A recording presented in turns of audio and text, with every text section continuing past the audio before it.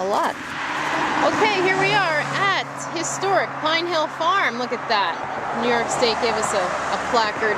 Hector St. John de Crevecoeur, 1735 to 1813, settled here in 1769 and wrote letters from an American farmer. Published in 1782. It's quite a history. Phoebe, do you want to video this? Or should... Anyway, we wanted to clarify some things about Hector and where he lived. This house was built on the remains of the house Hector built. We believe part of the original foundation was used. We're working on this. Of course, we just, you know, we've got a vegetable farm here selling broccoli and things like that, and you only make so much cash during any one year that we can invest in this old house. So we do our best to keep it up, and then when we find the right people, we rent it, because we're not going to tear the structure down, but we're not going to, you know, we just try to get people to take care of it, really, and we try to take care of it as best as we possibly can. So right now it's in restoration mode, and I'll bring you. You want to do it, Faith? Yeah. Okay. And we can talk a little bit about Hector, because one of the things we've been talking about is the importance. See, Hector wrote about what was happening. He was a man of letters, and he wrote what was happening here and tried to record what was happening here in this country, in America, in the 1700s. And he was one of the first to ask the question, what is an American? Look at your eyes.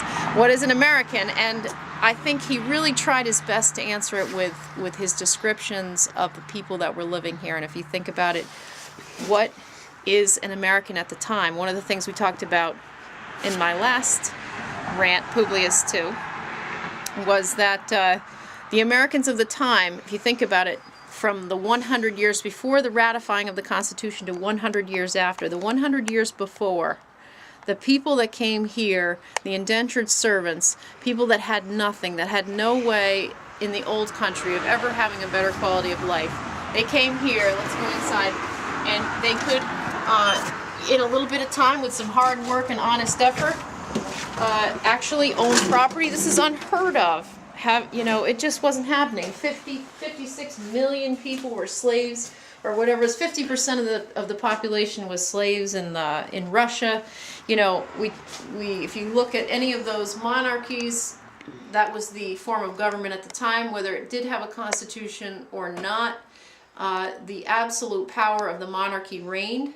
If you notice our Constitution, it begins with "we the people," and I think that when I think about the importance of the people that were here at the time, during Hector's time, it's we the people that are going to decide the laws. And why is that? Because the people that were here had to be directly involved in the making of the laws at the time. In the early 1700s and the late 1600s, those were the people, these self-educated men.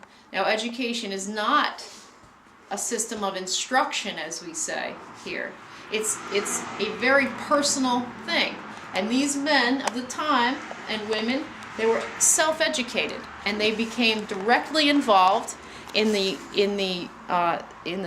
governments that were established in the towns. Not only did they build the town halls, they built the roads, they cleared the fields. There wasn't anything here for the British to tax. And when they were doing all this, they gained, and I want to say, and Hector writes about this, and everyone should read about it, they really respected the dignity of each individual, and that's part of what our Constitution tries to say. Our laws should respect the dignity of each individual, whatever their station is, wherever they come from, whatever their station in life is. You respect the dignity of each individual. You don't treat one differently from the other. Okay, this part of the house here, I think this is probably his original foundation. I don't know if you can see, but in here you've got the old iron from the where they would have the iron hooks. Can you see that? See.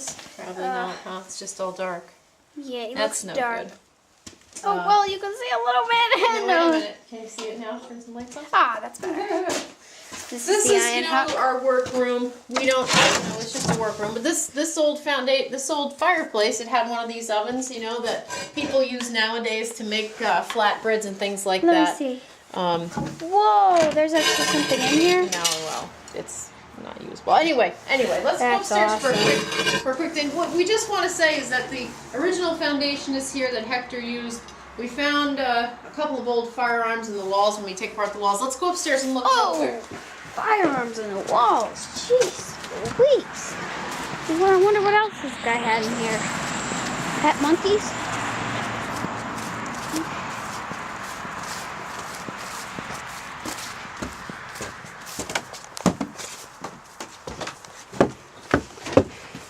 Okay, so this is once I did. This is all lath and plaster and beams. I just want to show this one beam over here. This one hand-hewn beam most likely was in one of the original structures that Hector. Then these beams were used, and when they built the rest of this house in the 1800s, they used a lot of the material that was already here. Whatever that was usable, they used. And that's my rant for today from Pine Hill Farm, home of letters from an American farmer, Hector St. John de Crevecoeur. Publius 2.